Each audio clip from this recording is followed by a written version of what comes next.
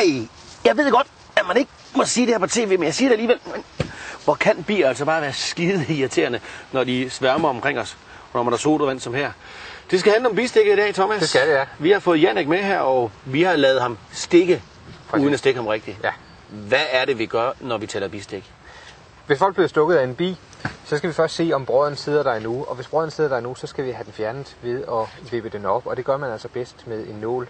Hvis der sidder en brød i, så kan der sidde en giftblære på, der fortsætter med at pumpe gift ind, efter at bilen har sluppet. Det vil sige, i stedet for at den bare lige flyver ind, sætter sig, stikker, pumper det gift ud og forsvinder igen, så hvis den efterlader brøden, så kan det stadigvæk fortsætte med at pumpe gift. Så kan det fortsætte med at pumpe gift ind, og hvis man så tager den med en pincet, så tømmer man giftplæren, og så vil irritationen og hævelsen blive større. Så vis os lige, hvad man så gør. Tilfælde, nu sidder der jo af gode grunde ikke en brød her i Janniks arm, fordi det kun er noget, vi har sminket, men simpelthen med en nål ind, og så vipper man brøden op, og det skal være en flamberet nål, og det betyder jo ikke, at man skal hælde cognac over den og sætte ild til den osv., men man lige holder den over en flamme, så den bliver steril. Så man fjerner alle bakterier osv. Når man har gjort det, eller hvis der ikke sidder en brød i, så kan man bruge sådan en giftsuger her, som simpelthen er en lille pumpe, man sætter ned på stedet. Og man kan virkelig se nu, hvordan den suger omkring. Så suger man giften ud af, og nu kan man se, nu kommer der et helt mærke der. Og det kan man med fordel gøre et par gange, så man får så meget af giften som muligt ud. Hvis vi nu lige har sådan en sexsuger eller giftsuger med os, så er der noget andet trick. Ja, der er et gammelt husråd med at sætte en sukkerknald på for at suge giften op. Det er jo som med mange giftråd eller mange gamle husråd, at nogle gange virker det, og andre gange virker det ikke. Og der er mange, lige præcis omkring et bistik, er der mange husråd, man kan bruge, hvor sukkerkanalen nok er det mest kendte. Min holdning til de her husråd er, at hvis man tror på det, så skal man bruge det, så er jeg sikker på, at det hjælper.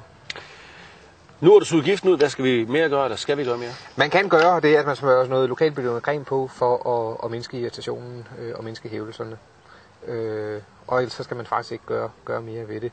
Det man skal være opmærksom på, det er om folk de får hævelser, og de bliver meget utilpasse, så kan der være tale om en allergisk reaktion. Og hvis der kommer voldsomme hævelser, så skal man tilkalde en ambulance og en udrykning. Men det er heldigvis få tilfælde. Det er heldigvis få tilfælde, ja. Tak for det, Thomas. Så vil jeg lige fortsætte med at give et lille godt råd, som faktisk er lidt i tråd med det her med insekter. Det er jo sådan, at sodavand og så videre, det er noget af det, som virkelig kan trække hvepse og bier til. Jeg har fundet sådan en lille dims her, som faktisk passer ned over en cola. Sådan et låg her, man lige kan trykke på. Så sidder den fast, og så kan man skrue låget af her, og prøv at kigge ned i her. Der sidder sådan en lille net, og det betyder altså, at hvepse og insekter ikke så nemt flyver derned i. Og skal man transportere sin dåsevand videre, så på med låget her.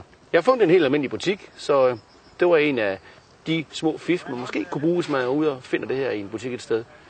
Vi skal videre på sommerkaravanen. Der kommer flere første tråd senere.